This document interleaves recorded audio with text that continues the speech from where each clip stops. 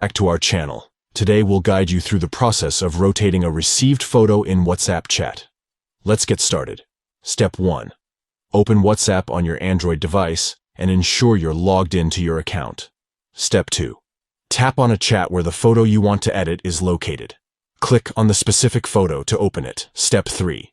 Now at the top right corner of the screen, tap on the 3 dots icon.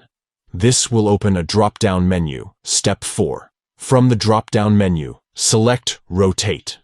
This will rotate the photo according to your preference. By following these simple steps, you can easily rotate received photos in WhatsApp chats and adjust their orientation. If you found this tutorial helpful, don't forget to give this video a thumbs up and subscribe to our channel for more useful guides and tips. Thanks for watching. That's all for today's video. We hope you found this guide helpful. Until next time, happy chatting and photo rotating.